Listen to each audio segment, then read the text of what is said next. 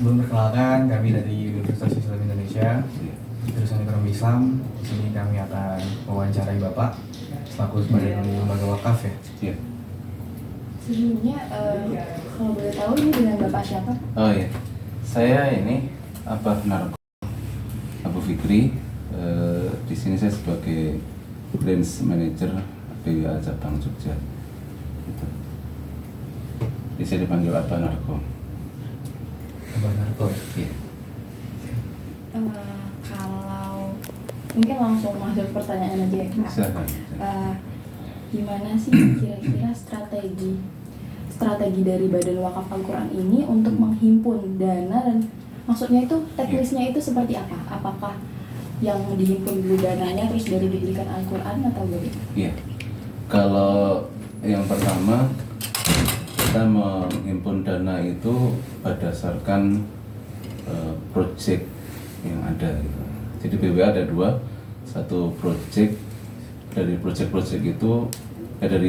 itu berasal dari program.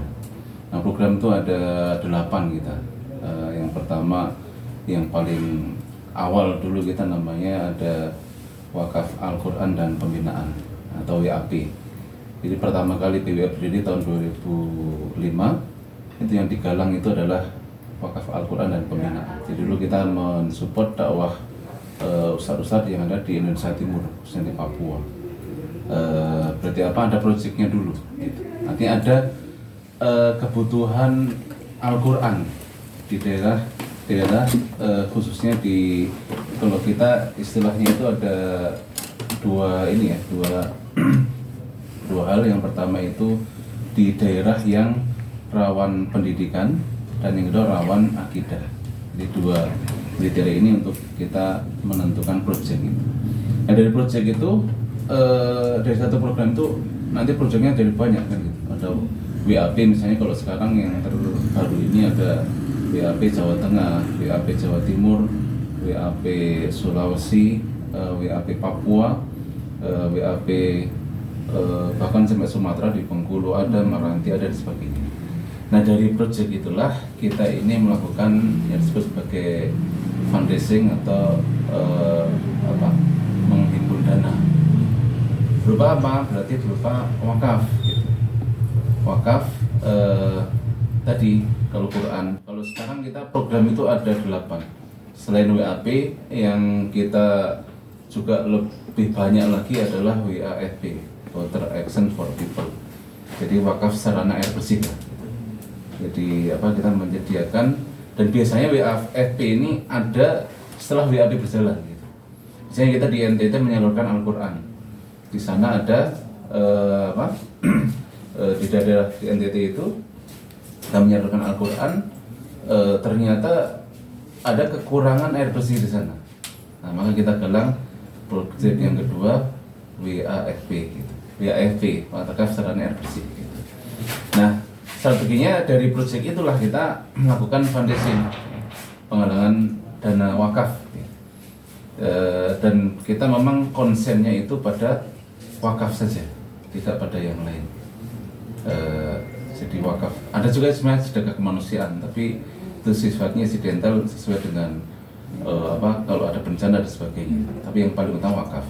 Nah, strateginya kita dengan cara yang pertama itu online, yang kedua offline gitu. Cuman memang dari awal itu kita offline kita melakukan yang disebut sebagai edukasi wakaf ya ke masyarakat ya, baik sama masjid, ada juga ke sekolah-sekolah, ada juga ke misalnya ke perusahaan-perusahaan dan sebagainya. Nah, itu kita melakukan edukasi wakaf, ada timnya sendiri yang ke masjid-masjid, ada juga yang dengan tablik akbar, ada roadshow kayak yang bulan November Desember ini kita khusus untuk roadshow saya sendiri, Narko, itu ke masjid-masjid di Jogja, Magelang, Gunung Kidul, Purworejo. Jadi selain Jogja, ada kita di wilayahnya itu ada sebenarnya Kedu ya. Jogja Kedu itu itu wilayah Jogja. Kedu itu Magelang, Temanggung, Wonosobo, Purworejo. Itu satu karisidenan dulu ya. Nah, kita wilayah di situ. Nah, saya roadshow ke masjid-masjid itu untuk menggalang yang terbaru. Proyek kita adalah kapal dakwah Dr. Care. Jadi beliau punya kapal yang sebelumnya kita punya, itu kita renovasi menjadi klinik apung yang nanti akan melayani kesehatan di daerah-daerah terpencil tadi. Jadi berlayar ke daerah terpencil tadi. Nah, kita sekarang baru menggalang itu. Jadi ada yang pertama offline dengan edukasi wakaf tadi, sifatnya edukasi, kita menyampaikan edukasi wakaf. Setelah itu kita mempersilahkan orang-orang untuk atau kaum muslimin untuk berwakaf BWA. Kalau yang online kita ada digital fundraising dengan kita memiliki yang disebut sebagai akun eksekutif atau AI. Jadi ada orang-orang yang memang secara khusus itu melakukan penggalangan secara online gitu, baik via WA, Facebook dan sebagainya gitu. Yang kedua ada akun eksekutif, yang kedua itu AR. AR itu apa ya? Saya lupa ini. Tapi kalau yang AR ini yang karyawan. Jadi kita ada karyawan reguler, ada yang karyawan sifatnya itu harian gitu. Jadi kalau strategi seperti itu. Menurut Bapak sendiri, seberapa besar sih potensi wakaf di Jogja sendiri? Ya, kalau kita bicara potensi wakaf, tentu sangat besar di semua wilayah. Kenapa? Karena itu adalah ya kita masih muslim mayoritas kan di Indonesia. Dan wakaf ini kan bagian dari ibadah, ya kan, ibadah. Saya sering menyampaikan wakaf itu bukan amalnya orang kaya, tapi amalnya orang yang paham akan akhiratnya. Kalau amalnya orang kaya apa sih? Zakat kan gitu. Zakat, sedekah juga bukan amalnya orang kaya. Yang amalnya orang kaya itu cuma satu, zakat. Karena untuk zakat kan harus ini. Ya, ada nisabnya gitu. Ini bukan zakat fitrah ya, zakat yang mana zakat. Nah, oleh karena itu dari situlah sebenarnya potensinya luar biasa. Katakanlah penduduk Jogja itu kalau yang terbaru sekitar berapa ya, 5 jutaan lah itu ya. Itu muslimnya katakanlah 85%, sudah berapa juta sendiri. Kalau potensi orang wakaf ya, kalau kita istilahnya itu di dalam ekonomi namanya isi money ya, atau isi money ya. Jadi orang mengeluarkan uang itu dengan mudah. Misalnya kayak orang bayar parkir, ya, orang istilahnya semudah orang itu, walaupun rokok enggak sih, ya, tusuk gigi kan, dibuang itu biasa. Nah, isi money yang katakanlah per orang 100.000 itu lumayan banyak gitu. Jadi orang mengeluarkan 100.000 itu kecil gitu. Itu insya Allah masih banyak gitu. Apalagi ketika didorong oleh pemahaman itu bahwa di sebagian rezeki kita ini harus ada yang kita jariahkan. Karena wakaf itu kan bernilai jariah. Orang semakin paham. Pengalaman saya ketika menyampaikan edukasi wakaf gitu, bahkan orang yang tidak punya sama sekali itu berwakaf. Kalau kita bisa berhasil mengedukasi untuk akhiratnya atau untuk birrul walidain gitu. Saya pernah satu kali ngisi ceramah itu yang lain sudah pada wakaf semuanya, ngumpul, ada 2 bapak ibu itu minta izin, Pak Kiai, saya pulang dulu, jangan ditinggal. Saya kan biasa sama ini pendamping ya, ada yang mendampingi, yang dia bisa nyata wakaf. Kita tunggu. Ternyata datang itu membawa recehan uang. Ada 200.000, ada 500, ada 1.000, ada 2.000. Saya terus tanya pada bapak ibu ini, Pak, ini mau diwakaf untuk siapa? Orang tua saya dulu ini dari dulu nggak bisa membahagiakan orang tua ketika masih hidup dulu. Nah, karena sudah tidak ada, tadi yang jenengan sampaikan akan mengalir pahalanya untuk beliau berdua. Maka tabungan saya ini tukang becak. Itu saya ini buruh cuci, bukan bukan laundry ya, atau buruh cuci. Jadi dibayar berdasarkan kerjaannya gitu ya, atau pembantu lah gitu. Itu bisa menyisiakan uang sampai 100.000. Mestinya untuk kebutuhan dia sehari, untuk makannya kurang, itu diwakafkan. Dari situ saya sampaikan, loh, iya wakaf itu bukan amalnya orang kaya, tapi amalnya orang yang paham akan akhiratnya. Ya, itu terus saya sampaikan ke semua jamaah setelah itu, dan akhirnya memancing tadi semangat untuk berwakaf. Jadi kalau potensinya, kalau pernah kita ngitung itu sampai per bulan bisa lebih dari 10 sampai 15 miliar. Itu dana yang terhimpun Sebenarnya. Bahkan lebih dari itu. Nah, kalau seluruh Indonesia bisa triliunan sebenarnya. Kalau memang tadi kaum muslimin, ya katakanlah dari 5 juta itu diambil 100.000, 10%-nya saja. Karena ada itu sudah masya Allah kan itu. Dia peluangnya besar. Tinggal memang sebuah lembaga wakaf itu harus bisa tadi mempertanggungjawabkan, karena kan ini zaman sekarang ini kan ya kita bisa tahu sendiri ya bagaimana banyak hal yang terjadi. Itu untuk bisa menjadikan lembaga itu yang kalau slogannya BW itu terpercaya dan dapat diandalkan gitu. Jadi terpercaya mengelola dananya sesuai dengan proyeknya, maka BW tidak akan menggalang dana kalau tidak ada proyek. Jadi tidak sembarang ngumpul Quran, kumpul, setelah nanti bingung nih mau salurkan di mana. Kan? Nah, kita ada proyeknya dulu. Di Papua kita butuh 50.000 Al-Quran. Di Jawa Timur kita butuh 20.000 Al-Quran.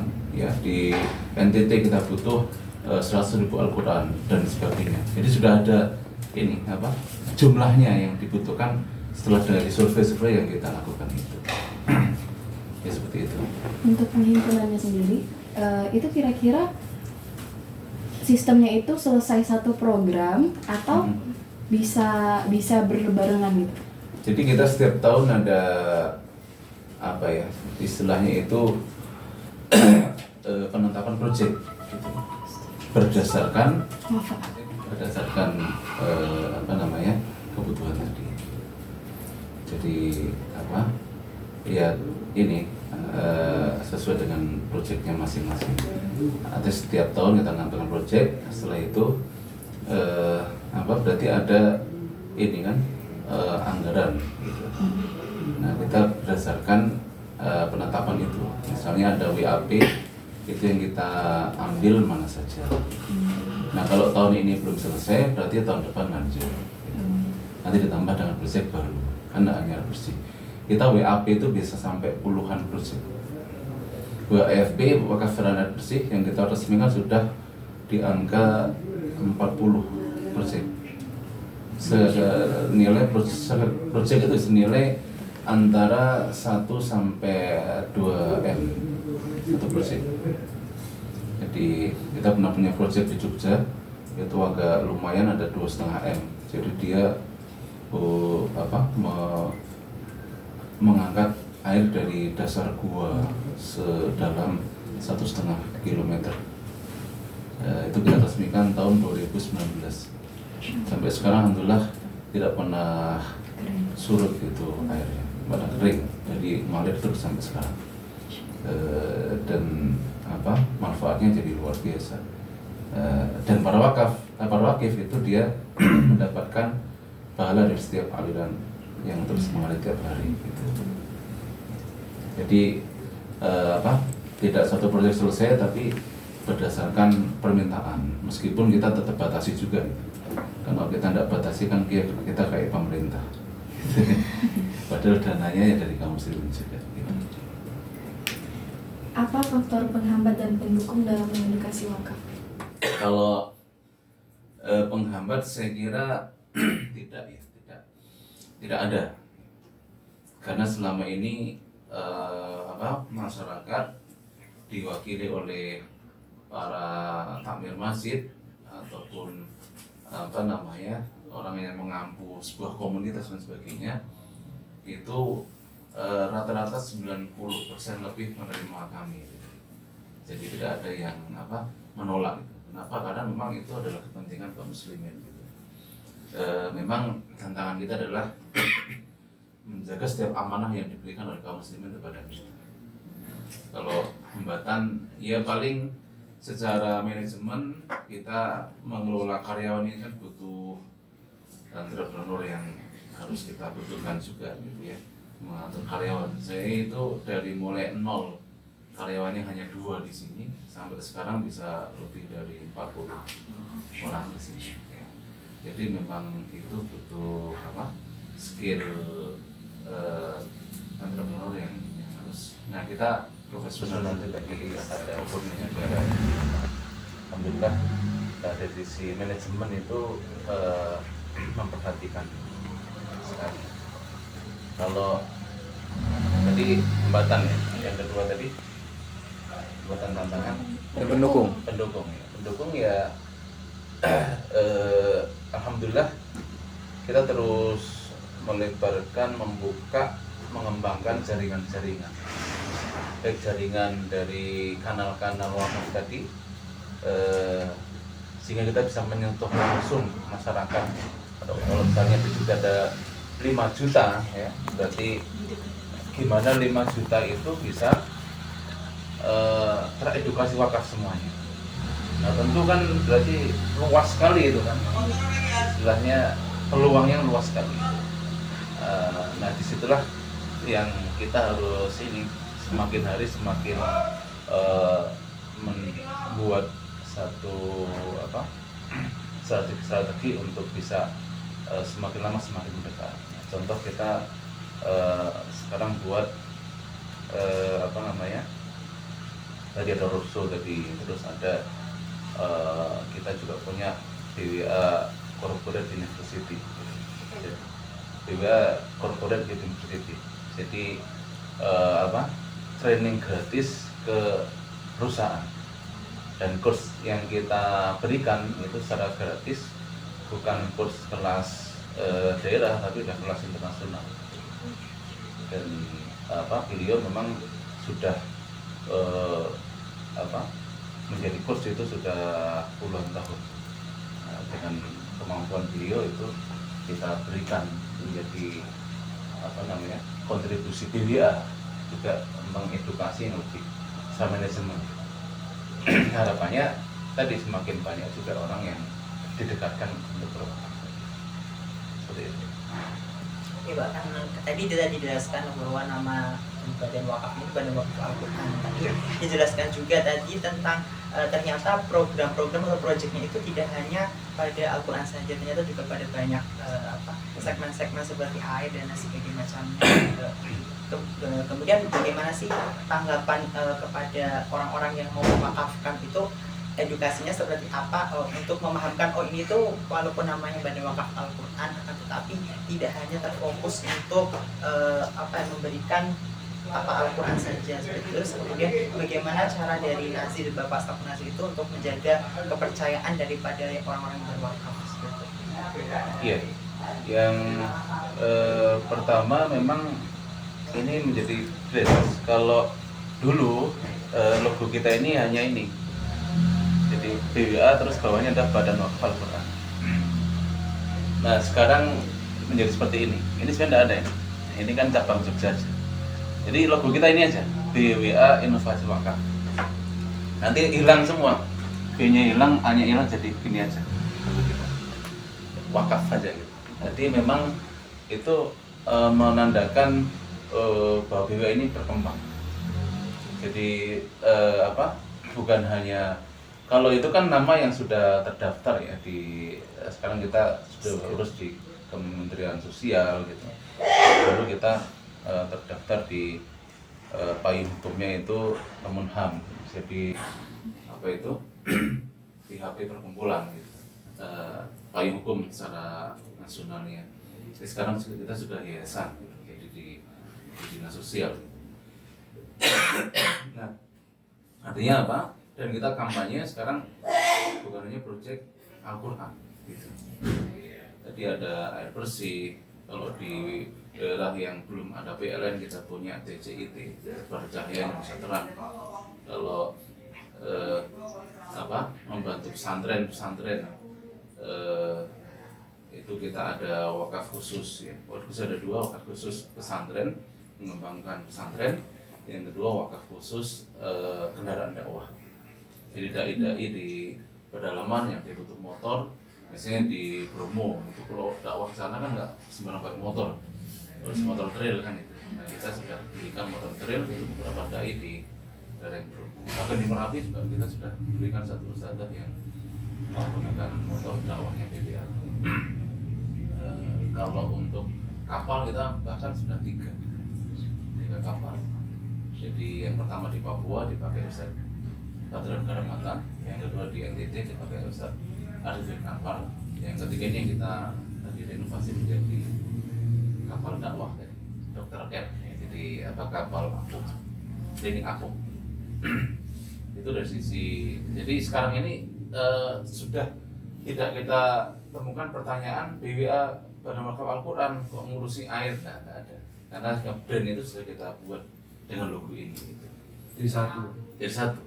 Jadi semua wakaf ya BWA saja. Jadi bukan kepanjangan Badan Wakaf Al-Quran, BWA.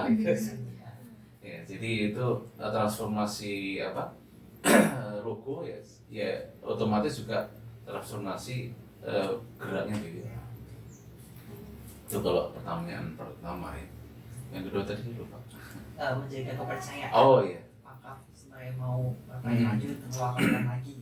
Kita ada, jadi edukasi itu kan kita lakukan tidak hanya sekali ya. Misalnya kita ke masjid kan sekali.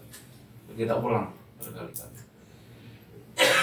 Kalau yang pertama tentu setelah pengenalan BWA maka mempersilahkan berwakafkan itu. Pada pertemuan pertama itu banyak berwakaf. Nanti pertemuan kedua kita sampaikan kita tidak menggalang wakaf. Sifatnya itu adalah pelaporan. Ini wakaf Bapak Ibu sudah kita terima dan alhamdulillah sudah kita salurkan ke NTT. Wakaf air bersihnya Bapak Ibu yang kita TPK alhamdulillah sudah proyek yang sudah kita resmikan. Ini ada sosialisasi terkait dengan terlaksananya proyek. Jadi proyek itu sampai selesai sampai diresmikan. Kalau tadi tanya tentang nadirnya itu memang ada dari BWA, tapi sifatnya itu pengawasan. Yang utama adalah masyarakat sekitar. Misalnya kita kalau di Jogja kita sudah meresmikan proyek air bersih itu ada 4 lokasi. Satu di Panggang, di kiri Panggang sih. Kalau kecamatannya sekarang Purwosari. Giri Purwo Purwosari itu kita ada gua juga namanya Gua Peko, itu kita ambil airnya kita salurkan ke masyarakat. Terus yang kedua di Sepitu tadi, Sepitu Giri Subo di Gunung Kidul sebelah timur. Yang ketiga di Sedayu, yang keempat di Delingo. Sekarang kita baru ikhtiar ini untuk proyek yang ke-5, 6, 7 di sana. Di Kulon Progo ada 2 tempat di Samigalo, terus yang terakhir di Gunung Kidul sebelah utara di Karangmojo. Nah nanti nadir wakafnya adalah masyarakat sekitar. Di situ kita resmikan, berarti siapa nadirnya? Ya pengelola itu. Siapa pengelola? Masyarakat. Ya pas peresmian itu kita serahkan. Jadi BBA sudah tidak ikut-ikut mengelola air bersih. Semua sudah kita serahkan ke masyarakat. BBA hanya ikut-ikut untuk menjaga kelangsungan agar itu tidak berhenti. Artinya kalau ada masalah misalnya air bersihnya macet karena mesinnya mati kan. Nah itu BWA bantu untuk menghidupkan mesinnya kembali. Kalau masalah nggak bisa, kalau bisa kita pacu untuk mereka misalnya iuran atau apa gitu. Kalau nggak bisa ya terpaksa kita membantu untuk biar terus berjalan. Jadi penadiran juga seperti itu. Itu ya. Untuk nadir yang masyarakat sekitar itu ada pelatihan khusus nggak Pak? Kalau pelatihan nggak ada. Yang jelas kita kan satu paket. Misalnya tadi wakaf secara air bersih itu kita sudah dengan teknisinya. Baik pola dari proyek itu seperti apa, misalnya diambil dari dasar gua ya, diambil pakai pipa-pipa itu, nanti ada air tampungan di atas. Di pipa tampungan itu nanti ada mesin yang menaikkan lagi air itu ke atas gitu kan. Paling nanti dari sisi prosesnya itu masa harus tahu. Atau misalnya ada yang sudah pipanisasi gitu. Caranya bagaimana untuk mengelola itu. Nah itu kita sebenarnya bukan training tapi memang langsung aplikasi ini pemanfaatannya. Praktek Jadi, ya. iya langsung. Misalnya untuk berlangsungnya air itu kan butuh yang namanya solar misalnya, atau butuh yang namanya listrik dari PLN untuk mengalirkan air itu. Nah gimana caranya bisa ada bayar listrik setiap bulan gitu. Nah itu biasanya kita ajari untuk ngambil dana dari masyarakat yang menyambung air bersih itu, tapi sifatnya adalah untuk berjalannya operasional aja. Jadi tidak diambil keuntungan sama sekali. Jadi berjalan terus. Bahkan di Sedayu itu ada yang dari pengelolaan itu ada sisa dana. Nah, kapan itu kita wakafkan untuk kita, mereka bilang karena telah dibantu BWA, sekarang kita akan bantu saudara kita juga. Jadi kita wakafkan untuk NTT. Ya, itu kalau yang sudah profesional sesuai arahan kita dia. Tapi ada juga yang tanda kutipnya agak nggak profesional gitu, sehingga kita harus monggok lagi gitu. Nah itu fungsinya BWA kenadiran BWA itu hanya untuk mengawasi agar proyek itu terus berjalan atau hasil dari proyek itu terus berjalan. Tadi kan per tahunnya banyak program. Nah, bagaimana cara untuk mengumpulkan donatur supaya mengikuti program yang disediakan? Ya kita kalau nanti jangan bisa buka wakafquran.org ya.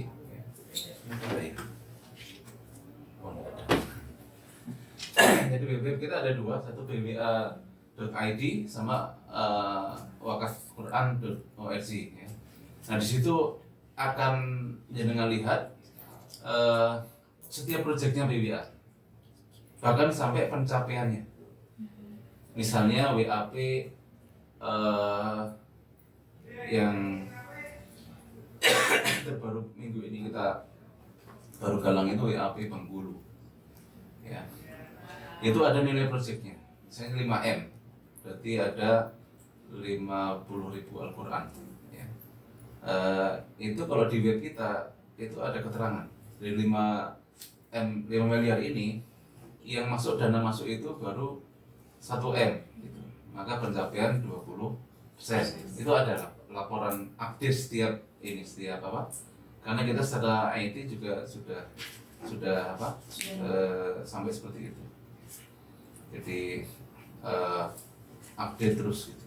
Setiap setiap hari gitu. Jadi pencapaiannya. Setiap proyek ada. Jadi mau air bersih, mau TCIT, ya, wakaf Quran sendiri, itu semuanya ada.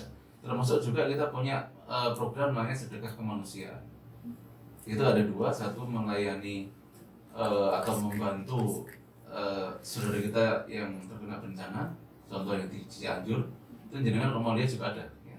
SK Cianjur itu yang dibilang 2M salah, sekarang tinggal berapa persen lagi udah sampai itu 2,5 M itu. Dan dari pertama kali ada bencana itu dia langsung ada di lokasi untuk melakukan tadi membantu saudara kita. Ada juga yang sifatnya SK kemanusiaan itu membantu saudara kita yang sakit. Nah menariknya bukan sekedar donasi bantuan yang sakit itu. Kalau BWA orang mengajukan sakit itu kita obatkan sampai sembuh. Bukan sekedar ngasih donasi ini sejuta, enggak, sakitnya apa, butuh biaya berapa, langsung kita datang ke rumah sakitnya.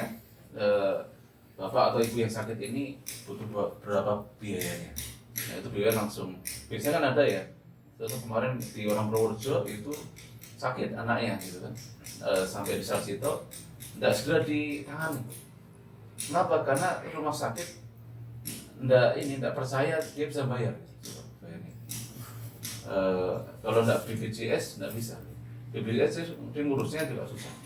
Akhirnya kita datang, terus di situ kita insya Allah BPJS yang nanggung. Nah setelah itu percaya kan itu.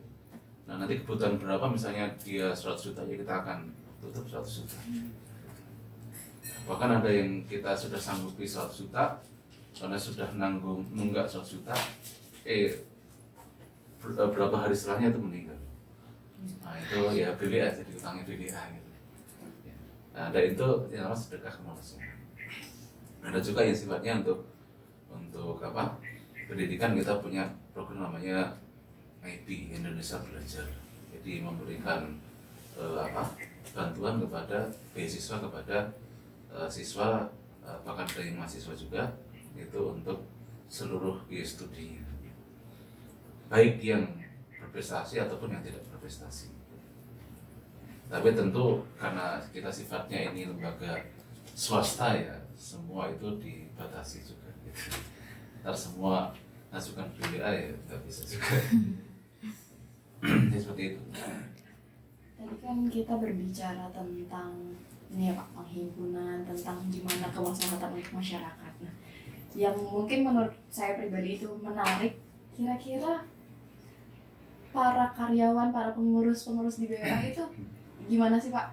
Apakah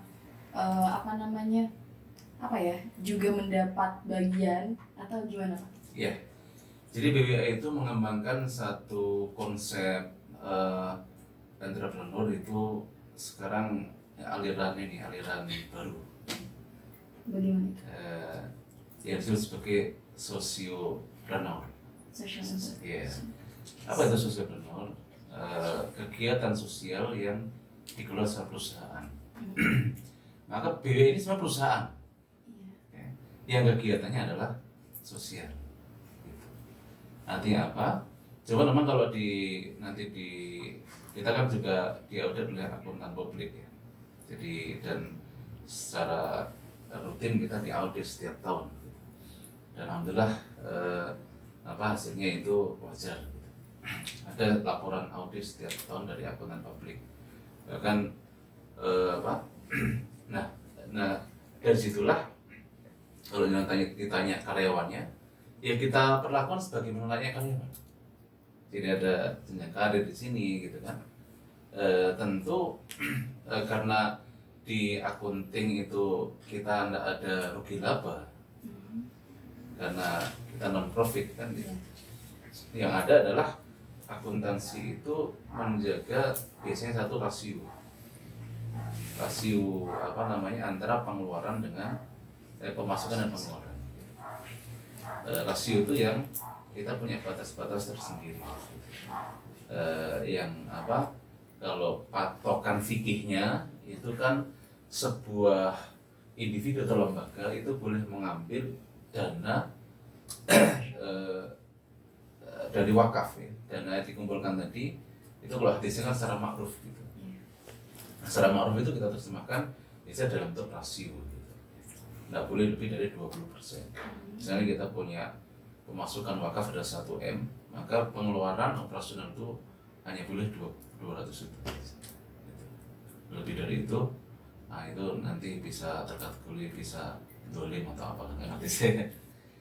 Nah makanya kita karyawan kita gaji. Jadi direksi juga ada gajinya sampai kepada area manager, para manajer gitu, itu semuanya ada gajinya. Gitu. Termasuk makanya kita nggak ada relawan, ya nggak ada relawan, yang ada adalah karyawan. Dan oleh karena itulah ya itu bagaimana tadi kayak saya itu tantangan saya adalah mengoptimalkan karyawan yang saya punya itu untuk mendapatkan wakaf sebanyak-banyaknya sehingga nanti bisa menopang gaji para karyawan dan juga terpusat gitu. Jadi kita ada perwakaf semua dikumpulkan ke Jakarta. Ini kita punya admin juga gitu kan. Admin kita ini merekap data wakaf setiap hari. Dapat hari itu setorkan ke Jakarta langsung. Jadi tidak ada sifatnya yang ke daerah gitu. Bahkan untuk gaji-gaji semua dari pusat gitu. Ya, jadi kita ini hanya menyalurkan aja gitu. Ya layaknya perusahaan gitu. Kita dapat fakta baru ya, ternyata BWA ini bukan cuma badan wakaf tapi sebuah perusahaan social enterprise ya. Kita juga saat ini lagi menempuh mata kuliah itu Pak, jadi kita mempelajari tentang perusahaan sosial itu. Jadi perusahaan non profit yang berkesan. Iya. Makanya kalau di laporan rugi apa itu sebenarnya kita hanya menjaga proyek itu berjalan terus sampai selesai. Nah gitu. Selesai itu apa? Diresmikan. Nah, itu terus ada proyek kita selesaikan, resmikan, ada proyek baru kita selesaikan, resmikan, terus gitu. Dari 2005 sampai sekarang kita kayak gitu aja. Cuma bedanya kalau dulu proyeknya kecil, sekarang kematangan semakin banyak. Gitu. Tapi sejauh ini ada nggak Pak proyek-proyek yang ternyata tertinggal gitu? Karena mungkin waktu baru-baru diadakan di BWA itu kayak masih belum mampu dan akhirnya tertinggal proyek itu. Kira-kira ada? Ada. Ya, makanya kita sekarang buka divisi baru itu namanya Project Optimizing. Jadi ada SDM yang kita tempatkan memang dia mengontrol proyek. Misalnya kok proyek ini kok lambat gitu, karena ada cepat yang lambat. Kalau istilah CEO kita itu setiap proyek itu ada rezekinya masing-masing. Orang yang cepat dalam 3 bulan kita bisa mengumpulkan 1,5 M misalnya. Ada. Gitu. Tapi ada yang setahun itu 100 juta aja nggak kumpul. Nah itu tugasnya Project Optimizing tadi, apa mengoptimasikan. Jadi setiap pekan kita ada kampanye apa untuk istilahnya menjual proyek. Gitu. Nah, karena itu kan kita ini tadi perusahaan produk kita apa? Produk kita proyek. Ya, proyek itu yang kita marketingkan, kita jual. bahasa perusahaannya dengan cara ya tadi lebih dikampanyekan sehingga orang itu bisa berwakaf ke proyek tersebut. Jadi ketika ada yang tertinggal itu akan kita angkat terus. Ya Bengkulu itu lama itu. Kita mengumpulkan wakaf Quran untuk Bengkulu itu lama. Makanya ada proyek di situ, proyek optimasi. Nah itu ini. Atau kapal dakwah itu harus segera. Nah, gimana caranya? Gitu. Maka dibuatlah roadshow, dibuatlah ya macam-macam tadi. Nah tinggal yang tertinggal itu bisa biar segera tertutup bagaimana. Nah itu nanti ada langkah-langkahnya. Mungkin ini pertanyaan terakhir ya Pak. Gimana rencana ke depan supaya wakaf ini dikenal oleh masyarakat, semakin dikenal oleh masyarakat? Iya, kita punya visi itu sederhana. Menjadikan wakaf sebagai gaya hidup. Nah itu visi BWA. Jadi menjadikan wakaf sebagai gaya hidup, lifestyle. Dan itu selaras dengan visi misinya para sahabat Nabi. Radhiyallahu anhu. Apa? Gaya hidupnya wakaf.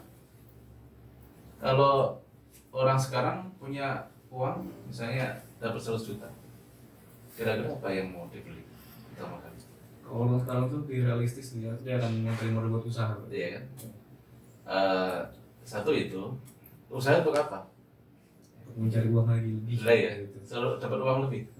Biasanya ya untuk misalnya motornya jelek diganti yang baik, mobilnya jelek diganti yang jadi mengupgrade hal-hal yang duniawian. Itu lifestyle-nya orang sekarang. Iya. HP-nya jadul diganti HP yang terbaru kan itu ya.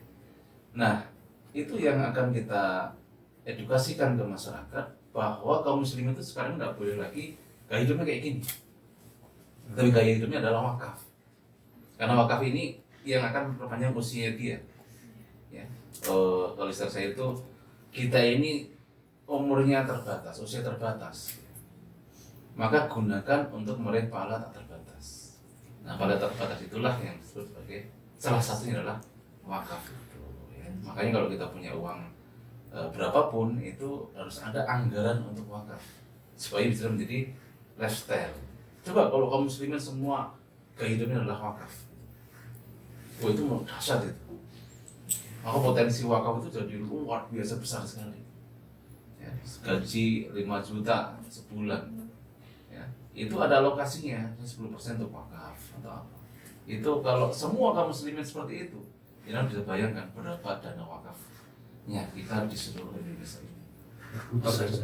Iya. Dan nanti ada yang sifatnya itu wakaf bukan sekedar bantu Quran, bantu apa air bersih gitu, tapi ada wakaf produktif. Itu kita baru kembangkan juga, dan semakin lama semakin akan bisa mengaktifkan ekonomi umat, insya Allah. Mungkin itu aja Pak untuk pertanyaan kita di wawancara kita hari ini. Sebelumnya terima kasih banget kepada kita, kehadiran kita di sini, mungkin berkenan Bapak bagaimana. Mungkin langsung kita tutup aja Pak ya. Aku ketua, saya ucapkan terima kasih banyak lah ini. Wabillahi taufiq wal hidayah. Assalamualaikum warahmatullahi wabarakatuh. Waalaikumsalam.